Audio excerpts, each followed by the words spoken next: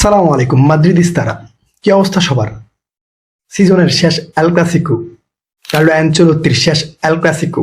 আপনাদের অনুভূতি কেমন জানি না, বাট আমি খুব এক্সাইটেড। লা লিগায় আমাদের আরো 4টা ম্যাচ আছে। আজকের ম্যাচ বার্সেলোনার সাথে, এরপর ম্যারুকা, সেভিয়া, রিয়াল সোসিয়েদাদের সাথে। এই সিজন আমরা 3টা এল ক্লাসিকো খেলছি এন্ড 3টাতেই হারছি।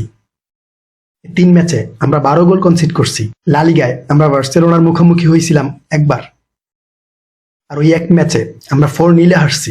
বাট এই মুহূর্তে আমাদের একটা কনফিডেন্স আছে, লা লিগার লাস্ট 4 ম্যাচে 4টাই আমরা জিতছি। হ্যাঁ, আমাদের কনফিডেন্স একরকম, মাঠের গল্প অন্যরকম। আমরা অনেক কনফিডেন্স নিয়ে আসি, বাট মাঠে গেলে আমরা অন্যরকম হয়ে যাই, আমাদের গেম চেঞ্জ হয়ে যায়। এই যে আজকের এল ক্লাসিকো, এই এল ক্লাসিকোতে বার্সেলোনার সিজন ডিসাইড হবে। আজকের ম্যাচ যদি বার্সেলোনা উইন হয়ে যায়, তাহলে ধরে নিন লা লিগা বার্সেলোনা জিততেছে। বাট রিয়াল মাদ্রিদ যদি বার্সেলোনাকে আটকাইতে পারে, 3 পয়েন্ট নিয়ে আসতে পারে, তাহলে শেষ পর্যন্ত স্টোরি চেঞ্জ হইতে পারে। আমরা একটা ভরসা পাইতে পারি। শেষ পর্যন্ত কি হয় আমাদেরকে অপেক্ষা করতে হবে। বাট বার্সেলোনা যদি আজকে উইন হয়, তাহলে রিয়াল মাদ্রিদ থেকে 7 পয়েন্টের লিডে থাকবে। আর যদি হেরে যায়, তাহলে 1 পয়েন্টের লিডে থাকবে। সো বাকি যে 3 ম্যাচ থাকবে, ওই 3 ম্যাচে যে কোনো কিছু হইতে পারে। এমন না যে বার্সেলোনা ওই 3 ম্যাচে জিতে যাবে, আবার এমন না যে রিয়াল মাদ্রিদ ওই 3 ম্যাচে জিতে যাবে। এইখানে স্টোরি অনেক চেঞ্জ হইতে পারে। সো এই ম্যাচ আমাদের জন্য, কার্লো অ্যানচেলোত্তির জন্য, রিয়াল মাদ্রিদের জন্য কতটা ইম্পর্টেন্ট, ওইটা আমরা বুঝতে পারতেছি। এরপর রিয়াল মাদ্রিদের বাকি যে 3 ম্যাচ, ওই 3 ম্যাচে রিয়াল মাদ্রিদ কি করবে ওইটা আমরা জানি না। এর কারণ হচ্ছে এই সিজন আমরা এমন এমন টিমের কাছে পয়েন্ট দিয়ে আসছি, পয়েন্ট ড্রপ করছি। মেহরুকার সাথে আমরা উইন হব, সেভিয়ার সাথে উইন হব, রিয়াল সোসিয়েদাদের সাথে উইন হব, ওইটা আমরা বলতে পারতেছি না। বাট আজকের ম্যাচে যদি বার্সেলোনাকে আটকানো যায়, তাহলে কিছুটা হোপ থাকবে। সামনের 3টা ম্যাচ আমরা ওইভাবে খেলতে পারবো। বাট আমার যেটা মনে হইতেছে, বাকি 3টা ম্যাচ রিয়াল মাদ্রিদের জন্য তেমন চ্যালেঞ্জিং না। রিয়াল মাদ্রিদ এই 3টা টিমকে বিট করতে পারবে, 3টা টিম থেকে 9 পয়েন্ট ক্লেম করতে পারবে। সো বার্সেলোনাকে যদি আটকাইতে পারে, তাহলে আমাদের টোটাল 12 পয়েন্ট হবে। এখানে আমাদের অনেক প্লাস পয়েন্ট আসবে ভাই। হইতে পারে সিজন শেষে লা লিগা আমাদের, এখানে কোনো গ্যারান্টি নাই। আপনি এখনই বলতে পারবেন না বার্সেলোনা চ্যাম্পিয়ন, লা লিগার টাইটেল বার্সেলোনা জিততেছে, এমন কিছুই আপনি বলতে পারবেন না। এখনো অনেক কিছু বাকি আছে। তবে আজকের ম্যাচ অনেক বেশি চ্যালেঞ্জিং। আপনাদের মনে হতে পারে বার্সেলোনা চ্যাম্পিয়ন্স লিগের সেমিফাইনালে ইন্টার মিলানের কাছে হারছে, এখন তাদের মধ্যে ওইরকম কাজ করবে, তাদের মন মানসিকতা অন্যরকম থাকবে। হ্যাঁ, মন মানসিকতা যেমনই থাকুক, আমরা যে একটা ব্যাপার লক্ষ্য করছি, ইন্টার মিলানের ম্যাচে বার্সেলোনার অনেক প্লেয়ারকে আমরা উইক দেখতে পাইছি। এদের কনফিডেন্স ছিল, বাট এনার্জি ছিল না। আপনাদের মনে হতে পারে ওই ম্যাচের চাপ এই ম্যাচেও থাকবে, বাট ভাই এমন কিছুই হবে না। এখানে হান্সি ফ্লিকের টিম কনফিডেন্স নিয়ে আসবে। ভাই আমাদেরকে লা লিগা জিততে হবে, এটা লা লিগা ডিসাইডিং ম্যাচ। এইখানে হান্সি ফ্লিকের মেন্টালিটি, বার্সেলোনার মেন্টালিটি অন্যরকম থাকবে। এদের টার্গেট থাকবে ভাই এনিহাউ রিয়াল মাদ্রিদকে হারাইতে হবে, আমাদের টাইটেল জিততে হবে। তবে এইখানে একটা প্লাস পয়েন্ট আছে। লাস্ট এল ক্লাসিকোতে যা হয়েছে, লাস্ট এল ক্লাসিকোতে রিয়াল মাদ্রিদ যেমন খেলছে, ওইরকম ফাইট যদি দিতে পারে, তাহলে আই থিঙ্ক এই ম্যাচ উইন করা পসিবল। এইখানে কিছু প্লাস পয়েন্ট হইতে পারে। ইন্টার মিলানের ম্যাচে যে প্লেয়ারদেরকে আমার উইক মনে হয়েছে, ওই পয়েন্টগুলা, ওই পজিশনগুলোতে ভালোভাবে নজর দিলে আমার মনে হয় গেম বের হয়ে আসবে। এটা ছাড়া আর কোনো উপায় নাই ভাই। এই সিজন আমরা কোনোভাবেই বার্সেলোনাকে হারাইতে পারতেছি না। সো আমাদের মেইন হচ্ছে উইক পয়েন্ট বের করা, দেন ওই পরিকল্পনা অনুযায়ী খেলা। বাট এখানে বার্সেলোনার অনেক বড় প্লাস পয়েন্ট আছে। প্লাস পয়েন্ট কি? আমাদের ফুল ব্যাক নাই, আমাদের সেন্টার ব্যাকে রুডিগার নাই, বলতে পারেন আমাদের ডিফেন্সিভ লাইনের মেইন প্লেয়াররা নাই। বাট কার্লো অ্যানচেলোত্তি অ্যাডজাস্ট করতেছে, ইভেন এই ম্যাচও অ্যাডজাস্ট করে নিবে। বাট এখানে মেইন কথা হচ্ছে আজকের ম্যাচে কার্লো অ্যানচেলোত্তি কাদেরকে স্টার্ট করাবে, স্টার্টিং 11-এ কারা আসতে পারে। দেখেন, আমার যেটা মনে হচ্ছে, লেফট ব্যাকে যেহেতু ম্যান্ডি নাই, এইখানে হয়তো ফ্রান গার্সিয়া স্টার্ট করতে পারে। রাইট ব্যাকে এখানে লুকাস ভাস্কেজ। আপনারা হয়তো ফেদে ভালভার্দেকে চাইবেন, বাট এই ম্যাচে ভালভার্দের প্রয়োজন মিডে। আমি ভালভার্দেকে মিডে চাইবো, আর ভালভার্দের সাথে এখানে মিডে ড্যানি সেবায়োস। এখন আপনাদের প্রশ্ন হইতে পারে, ভাই এইখানে চুয়ামিনি কোথায়? দেখেন, আমাদের সেন্টার ব্যাকে কোনো প্লেয়ার নাই, রুডিগার নাই। সো এখানে রাউল আসানসিওর সাথে চুয়ামিনির প্রয়োজন আছে। কার্লো অ্যানচেলোত্তি ঠিক এমনটাই করবে। আমাদের ব্যাক 4-এ Fran Garcia, Lucas Vazquez Raul Asencio আর চুয়ামেনি আসবে। মিডে ডাবল পিভটে এখানে ফেদে ভালভার্দে আর ড্যানি সেবায়োস।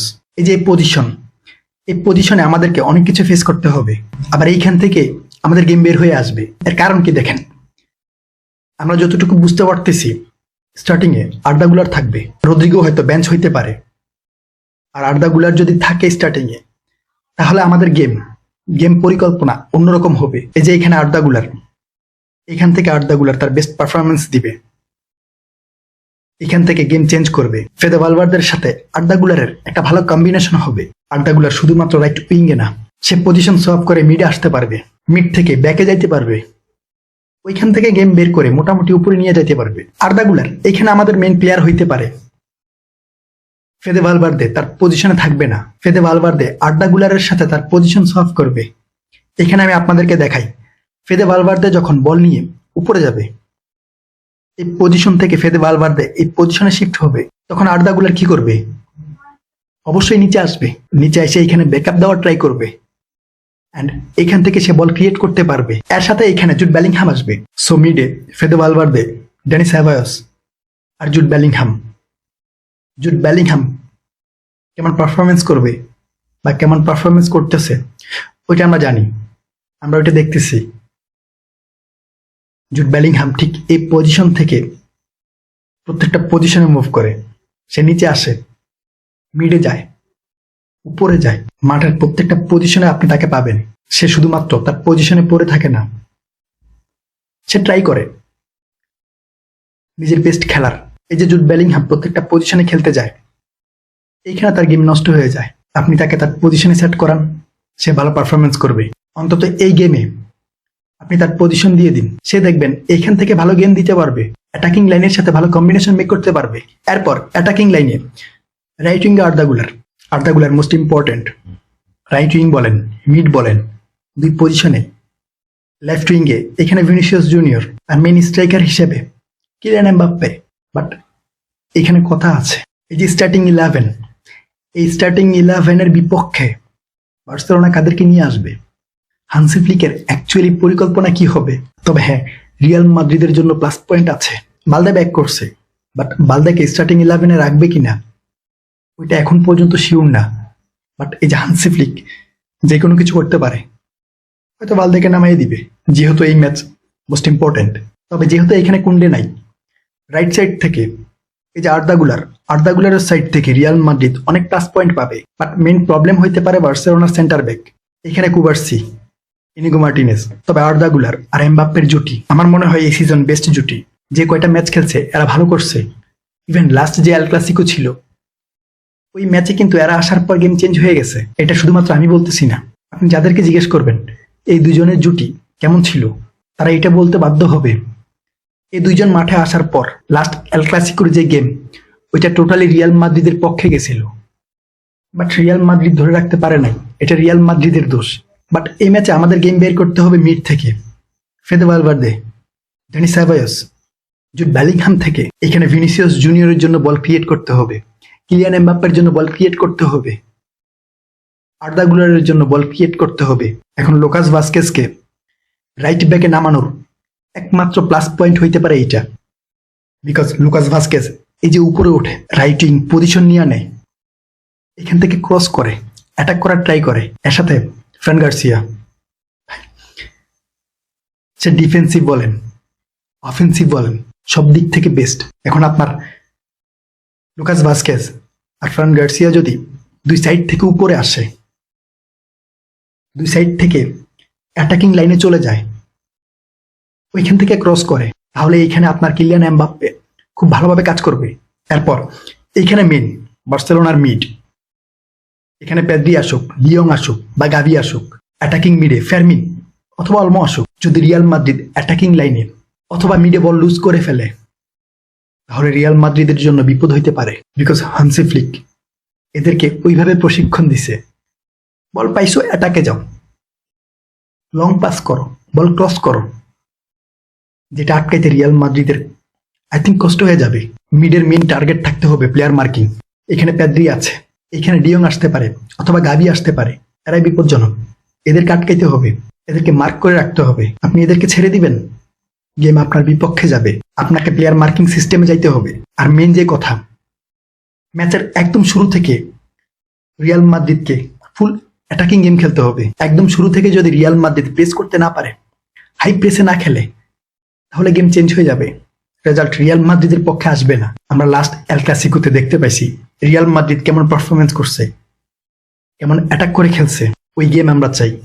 যদি প্রপার গেম দিতে পারে, তাহলে রেজাল্ট রিয়াল মাদ্রিদের পক্ষে। আর মেইন কথা হচ্ছে, আমাদের ডিফেন্সিভ লাইন যেহেতু আমাদের পকেট খরচের মতো, অবস্থা খুবই খারাপ। সো আমাদের যা করার মিডে করতে হবে। বার্সেলোনাকে ব্লক করতে হবে, মিডে ব্লক করতে হবে। কারণ লামিন ইয়ামাল, রাফিনা, লেভানডস্কি যেই আসুক, এরা পাগল করে ফেলবে। যদি শুরু থেকে রিয়াল মাদ্রিদ প্রেস করে খেলে, হাই প্রেস করে খেলে, তাহলে মোটামুটি আমরা একটা ভরসা পাবো কার্লো অ্যানচেলত্তির লাস্ট এল ক্লাসিকো। সো যা করার এখনই করতে হবে। আশা করি রিয়াল মাদ্রিদ আজকের ম্যাচে ভালো কিছু করবে, আমাদেরকে ভালো কিছু উপহার দিবে, আমাদের হোপটাকে টিকিয়ে রাখবে।